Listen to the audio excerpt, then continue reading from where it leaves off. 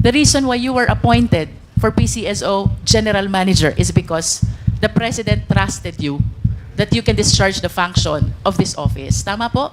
Possible, Mr. Chair. Otherwise, hindi po kayo i-appoint kung hindi po kayo pinagtitiwalaan ng Presidente. Tama po ba? It's possible, Mr. Chair.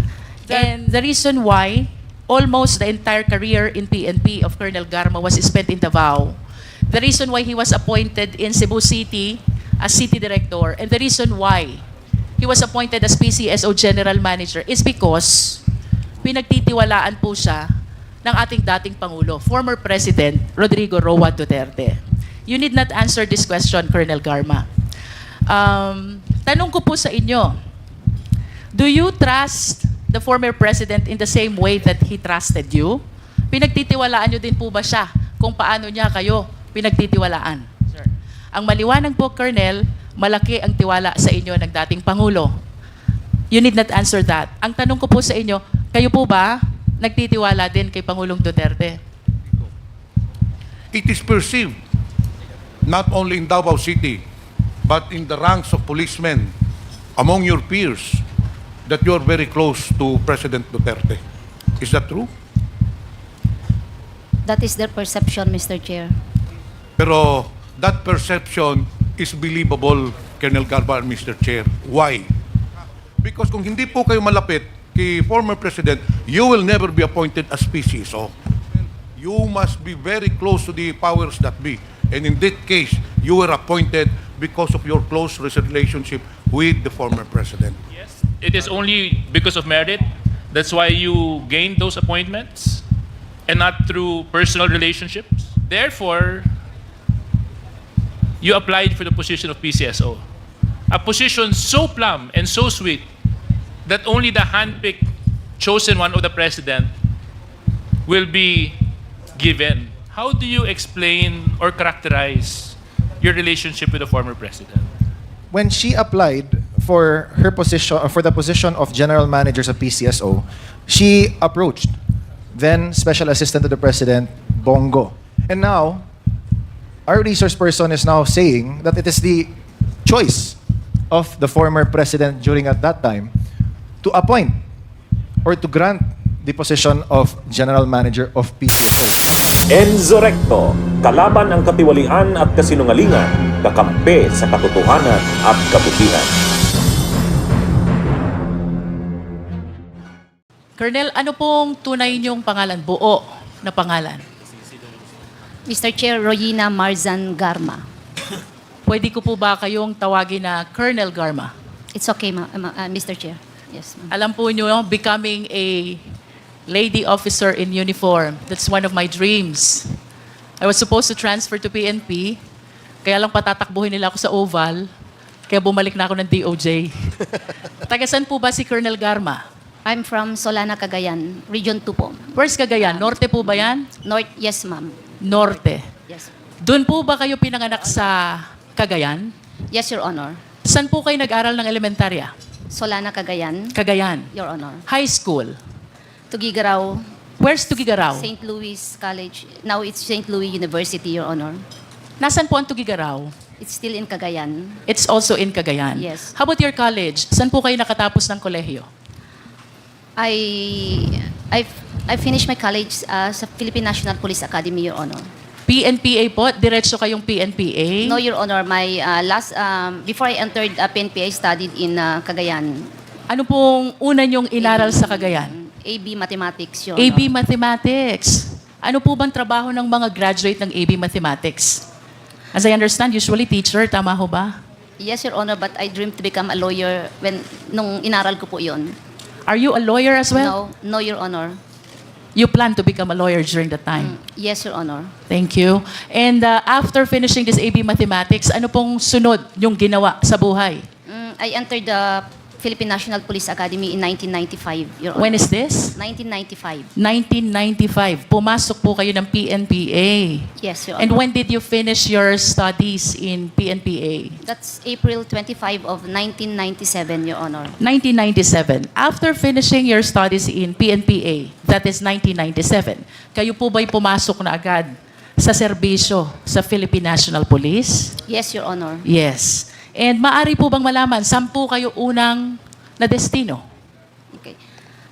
We were based in Camp Crame. We were made to choose kung ano pong region ang gusto namin. 3 po ang hiningi sa aming region during the time.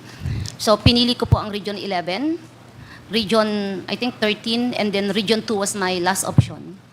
Based on Mr. my Chair. research, Colonel Garma, 1996 to 1998, kayo po ang anti-vice unit head ng Davao. No, Mr. Chair, it's from 1997, So this is 97 to 98. that's October. Yes, and you will agree with me during that time, kakagraduate nyo lang from PNPA. Somehow. Yes, Your Honor. And after this assignment, ano pong sumunod? I was the chief of the women's desk of Davao Saan City. po ito? Davao City Police Office. So ang kasunod po ng assignment nyo as anti-vice unit of Davao is head of women's desk also in Davao. Yes, Your Honor. You confirm. Ano pong kasunod nyong assignment dito? And then 2004, I was reassigned sa Camp Crame. I transferred po sa CIDG. So I was based in the main office of CIDG. How come based on my research, kayo daw po'y pauli-uli? Manila CIDG and Davao CIDG. How true is this? Yes, Your Honor. In 2004, I was reassigned to Camp Crame. So change of unit po from PRO, Police Regional Office 11, I was transferred to a National Support Unit, which is the Criminal Investigation Detection Group. If I based may in Camp interrupt, Crame. Colonel Garma, you Your Honor. confirm na 2004 to 2007, for quite some time, kayo nasa CIDG Manila and for quite some time, nasa CIDG Davao. Tama po ba yun? I Yes, was in that's what you're saying. I was in CIDG Manila until, I think, June of 2005. And then, How about before and after June 2005? Where were you? Seldom po ako bumabalik ng Davao. But at least bumabalik po kayo ng Davao. I cannot recall if I returned, only when I attended the wake of my mother-in-law during that time, Mr. Chair. To proceed, Mr. Chair, after po nitong CIDG assignment nyo, saan po kayo sunod na na-assign? Bumalik po ako ng Davao City Police Office. Ano pong Region taon 11. ito?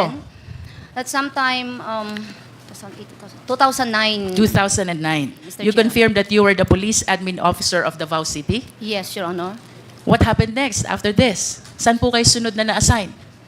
Almost 3 years after, I was assigned as station commander of Sasa Police Station. That's Station 4 of Davao City Police Office, Mr. So you Chair. confirmed that 2011 to 2016, kayo po ang station commander ng Sasa, also in Davao. It's not until 2016, Mr. Chair. It's Maybe until, 2015. 2014. And from 2014 to 2015, that's Santa Ana Police Station of Davao City Police Office. But So, again, Santa Ana is likewise in Davao. Yes, Mr. Chair. And what happened after this Santa Ana Davao assignment? January, I was issued an order to undergo police officers senior executive course.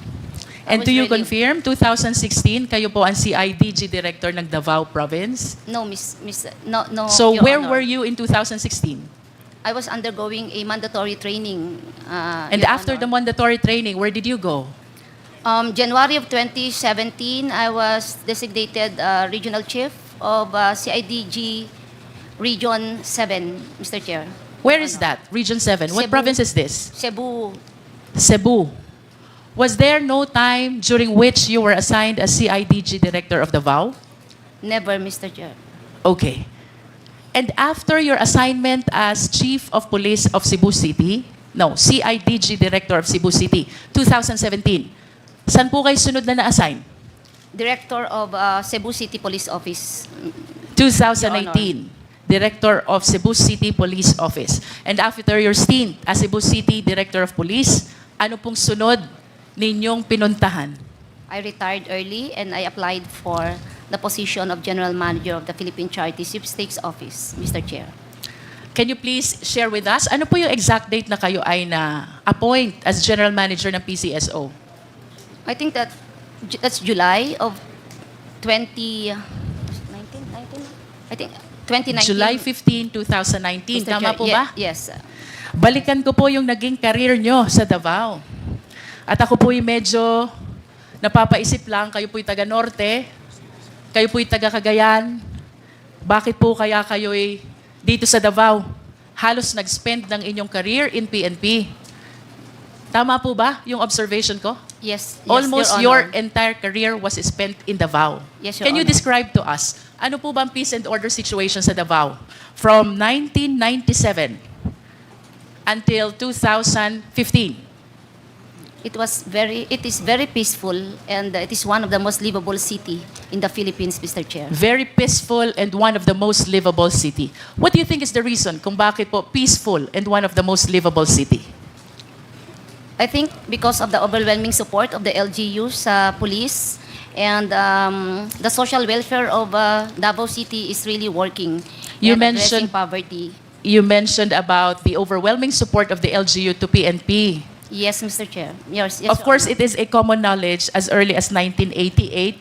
Mayor na po ang ating dating Pangulo, former President Rodrigo Roa Duterte. Yes, Your Would you Honor. agree with me if I would say na kaya po peaceful at livable ang Davao is because of the leadership of the former President? Yes, Your Honor. You agree? Yes, I agree. And would you agree with me also if I would say, kaya po kayo nainganyo na dito manatili sa Davao, nagustuhan nyo ang leadership ng dating Pangulo sa Davao? No, Your Honor. So what is the reason? My ex-husband is from Kidapawan. Where's Kidapawan? That's Region 12. And It's near Davao. Yeah, and he convinced me that Davao is better than I Cotabato understand. or Region 13. Colonel, of course you will agree with me that generally speaking, ang mga mayors po, may discretion yan. Kung sino yung mga police officers na magse-serve sa kanilang area of jurisdiction. Sumasang-ayon po ba kayo? Yes. That is a Yes, common Your knowledge. As a matter of fact, noon pong kayo na-appoint 1997 to 1998, anti-vice unit head of Davao. Hindi po ito mangyayari without the conformity of the former president. Tama po ba? Because he is the mayor. No, And the Your- mayor can say, I want someone else. No, Your Honor. I No? earned it, Your Honor. Okay. How about your appointment from 1999 to 2004 as head of Women's Desk of Davao? Don't Again- you think ito po ay idinadaan at ikinukonsulta sa mayor before an officer is assigned? I am not aware of that policy during that time, Your Honor. Well, I'm sharing with you, Colonel Garma, that by way of general practice, kinukonsulta po ang mga mayors kung sino ang i-appoint na officer dun sa kanilang area of jurisdiction. I'm speaking based on experience because I came from the LGU. How about your appointment from 2004 to 2007 as CIDG Officer of Manila? Paano po kayo napunta sa Manila? Mr. Chair, way back 2004, my marriage was on the rock. So I have to leave Davao because of a scandal. In other words, kaya lang po kayo umalis ng Davao during this time Yes. is because your marriage is failing already? Yes, Your Honor, and there was a big scandal, so I have to leave Davao. Thank And, you. Colonel Garma, how about 2009? You were Davao City Police Admin Officer. Would you agree with me if I would say na hindi po kayo mapupunta dito kung hindi payag ang dating Pangulo? No, Your Honor. How about your appointment from 2011 to 2016? Station Commander po kayo ng Davao? At ito po hindi rin mangyayari kung hindi payag at walang conformity ang dating Pangulo. Sumasang-ayon po ba kayo? Because it is a station commander position, it must be approved by the office of the mayor, Mr. Chair. So you agree? Yes, Mr. And I your made- appointment in Santa Ana, Davao, this has to be with the conformity of the mayor as well. Tama po ba? Yes. Maybe, yes, yes. And 2016, you were appointed as CIDG Director of Davao. No, January 2017. Ito po hindi rin mangyayari without the conformity of the former president. Do you agree? I do not know, Your Honor. And we have to remind the committee, Colonel Garma, that during this time, Pangulo na po ang dating presidente. He was elected 2016. So, the more reasons that we have to believe na mahirap pong magpa-appoint ng CIDG director kung walang conformity ang dating Pangulo. If you allow me to explain, Mr. Chair, Can you just limit your answer to the question, Colonel? I do not know if there's an intervention or what. I just received Okay. the order that I have to report to Region 7 as the director of CIDG. Thank you for your answer. Your We're Honor. taking your answer as it is. And 2018, kayo po'y na-appoint na City Director ng Cebu City. Yes, Your Honor. And based on my research, hindi po ito gusto ng mayor ng Cebu. And yet, you were appointed as Cebu City Director. Why? The position was offered to me by General Sinas, Your Honor. And I thought that mas maganda, I will take the opportunity because very seldom po na ang babae sa PNP ay mabigyan po ng ganong posisyon at isang karangalan po na magsilbi as director ng isang syudad na malaki.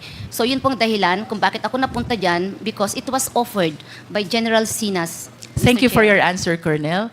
How about your appointment as PCSO General Manager? I applied for the position, Mr. Chair. Who was the appointing authority? The President, Mr. The Chair. President was the one who appointed you. At kanina po sinabi nyo na nag-retire kayo ng maaga. Yes, Mr. How Chair. early did you retire from the PNP to accommodate the appointment in PCSO? I served the Philippine National Police for 24 years, Your Honor. 24 years. Tama po ba yung kwenta ko na 10 years before your retirement ay lumipat na po kayo ng PCSO? 10 years? Yeah, yes. Before I'm the correct. mandatory retirement, Mr. Chair. Okay Your po. Honor. At kayo po ba'y sasang-ayon sa akin if I would say, nang inaral nyo nung kolehiyo, AB Mathematics, Leadership Course, and Public Safety, these are all alien to the function of being a PCSO General Manager. Malayo, di ho ba? I don't agree, Mr. Chair. We're taking your answer. Nonetheless, Mr. Chair, Colonel Garma, the reason why you were appointed for PCSO General Manager is because the President trusted you that you can discharge the function of this office. Tama po? Possible, Mr. Chair. Otherwise, hindi po kayo i-appoint kung hindi po kayo pinagtitiwalaan ng Presidente. Tama po ba? It's possible, Mr. Chair. And I wish to maintain my statement, Mr. Chair, na bago po ma-appoint ang isang opisyal ng PNP sa isang area of jurisdiction, as a general practice, we always consult the LCE or the local chief executive.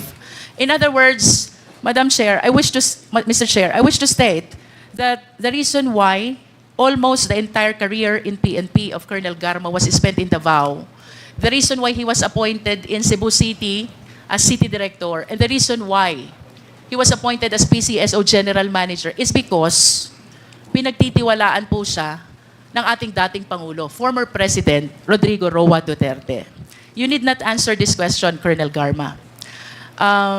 Tanong ko po sa inyo, do you trust the former President in the same way that he trusted you? Pinagtitiwalaan nyo din po ba siya kung paano niya kayo pinagtitiwalaan? Mr. Chair, can you, in what aspect, Mr. Chair? If I want that to be clarified. It's a Siguro, very let vague us talk question. about your career in the PNP. Let us talk about your position as General Manager of PCSO. Kayo po'y pinagtiwalaan ng Pangulo, dahilan kung bakit kayo naging matagumpay sa inyong career sa PNP. Kasama na po yung appointment nyo as PCSO General Manager. Ang maliwanag po, Colonel, malaki ang tiwala sa inyo ng dating Pangulo. You need not answer that. Ang tanong ko po sa inyo, kayo po ba nagtitiwala din kay Pangulong Duterte?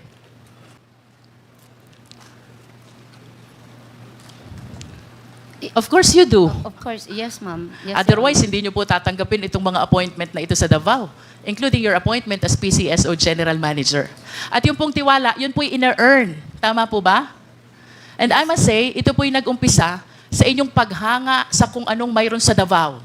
You admired his leadership.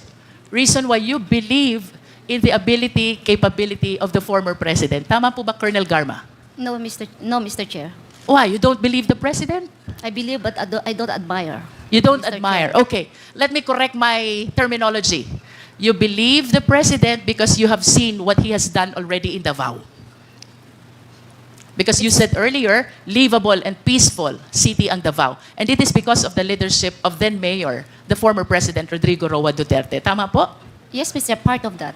Yes. And kasama po sa paniniwala nyo sa leadership, you also believe in his programs. Tama po ba? Part of that, Mr. Chair. Yes. In other words, kayo po'y naniniwala din sa ipinaglalaban niyang dapat supilin ang droga sa Pilipinas. Naniniwala po kayo. Yes, Mr. Chair. And naniniwala din po kayo na dapat mawala lahat ng mga drug lords at lahat ng mga sangkot dito sa dangerous drugs operation. May I ask what it Naniniwala din po kayo na dapat mawala lahat ng mga drug lords. means? Hindi po yung term na mawala, Mr. Chair. I think justice should be served, but Yes, not mawala. justice should be served. Yes, Mr. And Chair. in conclusion, Colonel Garma, naniniwala po kayo sa war against drugs. I believe in the part ng program. Kasi po, if I can explain my answer, Mr. Chair, Wait, there's ilang parte ho ba mayroon ang program ng war against drugs? intense police operation and police community relation with intense police patrol, Mr. Chair. So, So which part do you believe and which part you do not believe? community relations and intense police patrol. Because So that- you believe in both? Alin po yung sinasabi niyong naniniwala kayo sa isang parte? Aling parte ho ang hindi niyo pinapaniwalaan? I am more focused on police patrol, Mr. Chair. You believe in police patrol? intensified police patrol using the quad operations concept, Mr. Chair. And the first part is, Community relations. you believe also in community relations? Yes, Mr. In Chair. other words, you believe in the entire package of the war against drugs. Tama po? Of course, the quad concept of operation should work hand in hand, No, I'm Mr. talking Chair. about the war on drugs in its entire context, the way it was launched by the Philippine National Police with the support of the former president. Naniniwala po ba kayo sa war on Yes, drugs? yes, Mr. Chair. Yes, you do believe. Yes. And do you confirm, Colonel Garma, kanina po tinuro kayo ni Fortaleza, kaklase nyo daw siya. Yes, Mr. Chair. You belong to class 1997. Yes, Your Honor. How about Superintendent Padilla? Do you know him? I've met him once, Mr. Chair. You've met him once. Yes, Can you Mr. enlighten us? Saan niyo po ba nakilala si Superintendent Padilla? Your Honor, I met him when I passed by at CIDG 11 sometime in 2016. And can you tell us the reason why you passed by in CIDG 11 in 2016?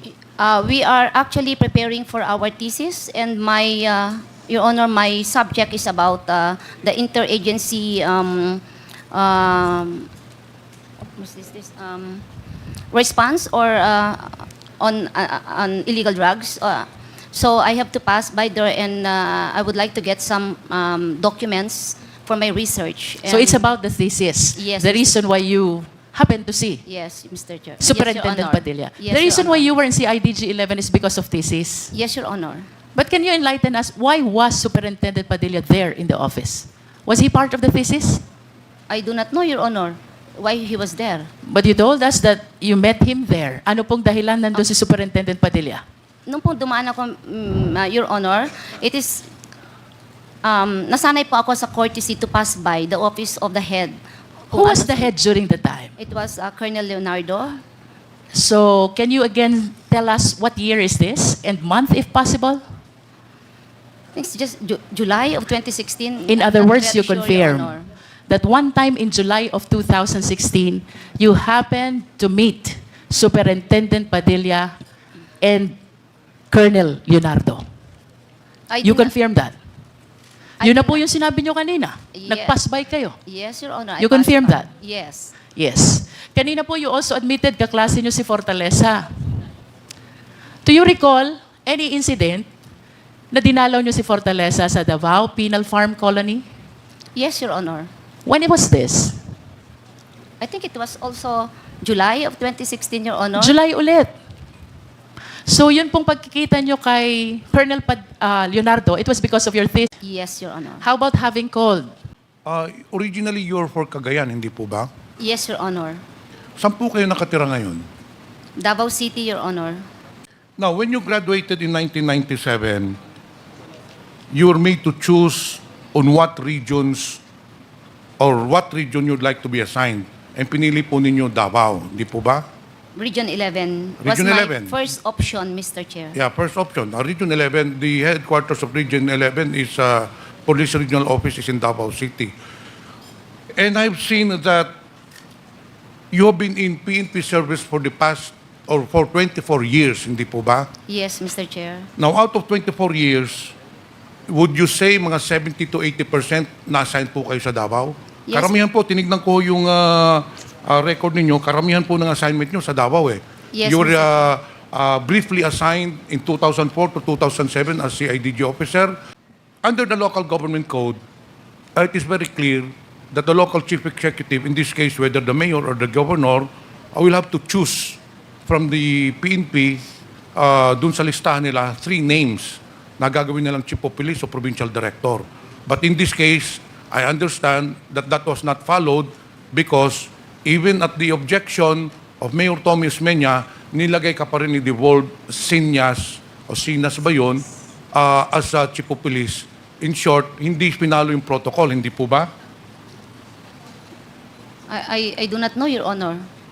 I just received the orders, so I just assumed the Because, post of city Ian, director. according to, Your Honor. Mr. Chair, according to newspaper reports, you were not in good terms with Mayor Tommy Osmeña.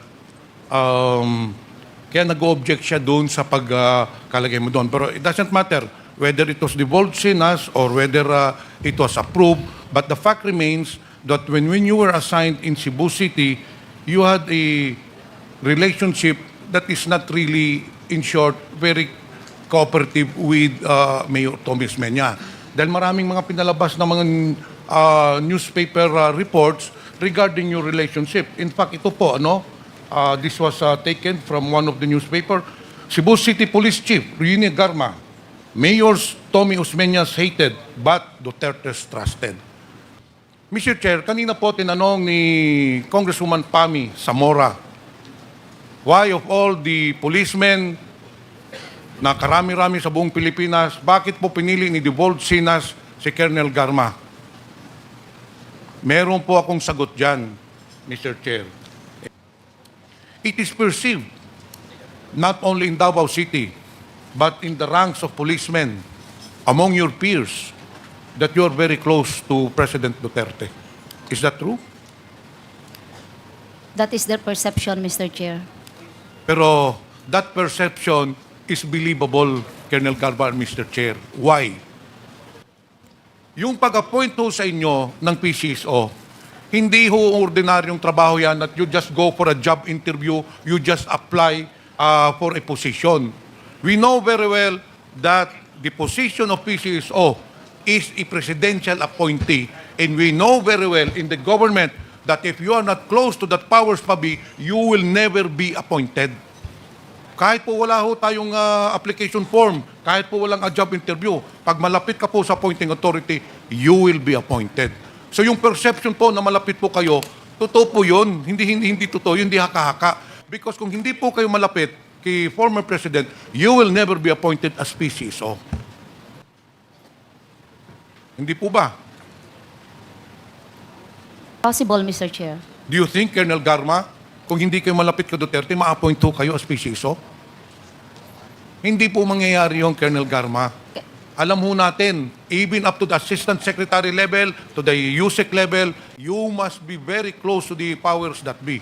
And in that case, you were appointed because of your close relationship with the former President. Dati po kasi akong gobernador at nagtrabaho sa lokal na pamahalaan. Yes. At alam naman po natin na hindi po na ipepwesto ang mga pulis kung unang-una, hindi po muna ito sinasang-ayunan ng mga chief executives. Nabanggit po kanina na sa maraming palipat-lipat po ninyo ng iba't ibang mga pwesto dahil daw po ito lamang sa due to merit. This is a fact that you stated. Yes, Your Honor. However, the places that you went to are plum areas. From Davao City, you were transferred to Cebu City. Those are plum cities to be placed under your direct supervision. And without intervention or influence from those that decide, those are very difficult positions to attain, Colonel Garma. So are you still suggesting to this committee that it is only because of merit, that's why you gained those appointments, and not through personal relationships? Mr. Chair, I never asked for positions. Hindi po ako lumalapit kahit kanino Okay. pagka... Ay, okay lang po. Pagkuha ng Okay lang position, po, okay Mr. lang po. Chair. Kasi sa akin, kanina, nabanggit nyo, Colonel Garma, ang pinakamahalaga sa inyo ay yung kapakanan ng anak ninyo. Yes, Mr. Chair. Kaya po kayo nag-resign. Yes, Mr. Chair. Kung pinahalagahan nyo po yung kapakanan ng anak ninyo, bakit po ilalagay nyo sa alanganin na sitwasyon ang buhay ng anak ninyo na wala po kayong trabaho? Kasi kung magre-resign po kayo, wala po kayong pagkakakitaan. Kung magre-resign po kayo, paano po yung pang-suporta ninyo sa anak ninyo? Mr. Chair, that is why I applied November of 2018 when the President announced that I will replace General Manager Balutan sometime March of 2019. So therefore, yeah, I know That was the that's what sign. I'm driving at, Yes, Colonel Mr. Chair. Garma. Yun po yung point ko. Opo. Kasi kung talagang totoo kayo sa posisyon na pinangangalagaan nyo yung anak ninyo, hindi nyo siya ilalagay sa alanganin. Yes, Mr. At Chair. tiwala kayo na pag nag-resign kayo, which was a gamble, given that you had 10 more years of active service, which was a gamble, you were sure in your heart that you will not put the welfare of your daughter in any harm. Therefore, you applied for the position of PCSO. A position so plumb and so sweet that only the handpicked chosen one of the president will be given. So, Colonel Garma, I want to ask you again, how do you explain or characterize your relationship with the former president? It is very professional, Mr. Chair. Very professional. Yes, Mr. Chair. So meaning, in many times and many occasions, nag-uusap kayo. May I be clarified kung anong pag-uusap yun, Mr. Nag-usap. Chair? Only when necessary, job-related, Mr. Chair. Okay. The first is on the question of personal relationship to our former president, no? Sabi niyo po, ma'am, and please confirm, na you did not or you do not ask favors from any political entity, any political figure for the advancement or the enhancement of your career. Tama po ba yun? Yes, Mr. Chair. Okay. That being said, it was also, Colonel Garma also mentioned earlier na when she applied for her position, for the position of General Manager sa PCSO, she approached then Special Assistant to the President, Bongo, for the transmittal of her letter to the President, to which she was given a reply na babasahin ito ni President. Tama po ba? Yes, Mr. Chair. So, Mr. Chair, there is still inconsistencies pa rin with the testimonies or the narrations given by Colonel Garma, and we'd like to explore it even further. But to bring it back again to PCSO, so even if, sabi nga kanina ni Congressman Jay Suarez, na to give the general manager position to somebody who has no background in that same institution is unheard of or unusual. And kanina, sabi ni Congressman Raul, and I'd like to reiterate, what merits did you warrant to get the coveted position of General Manager of PCSO? Mr. Chair, yung pinalitan ko po ay isang general din po. Siguro din tanungin po natin, ano din ang, then the chairman is also a retired general, Mr. Chair, I'd like to remind again our resource person, can we please, the question was, what I'm sorry. merits do you think po? That's it. did you earn? I have mentioned it already, Mr. Chair, yung pong qualification ko, Mr. Chair, and then I submitted that. I applied for the position. I did not retire agad po when I applied kasi hindi ako sure kung tatanggapin po yung application ko. Hindi kayo sure, ma'am, bakit? Hindi ako sure. I'm not sure. I'm not confident. I do not know.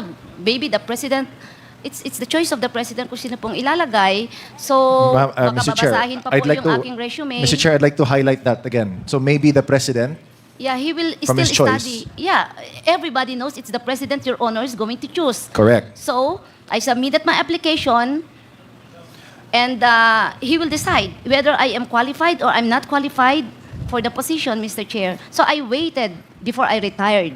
So, Mr. Chair, Your Honor. let me again bring back to another inconsistency kasi kanina po, sabi po ng ating resource person na she relied on her merits, on her work performance, on her job to be able to get to where she is. And in this case, as General Manager of PCSO noon. And now, our resource person is now saying that it is the choice of the former president during at that time to appoint or to grant the position of general manager of PCSO.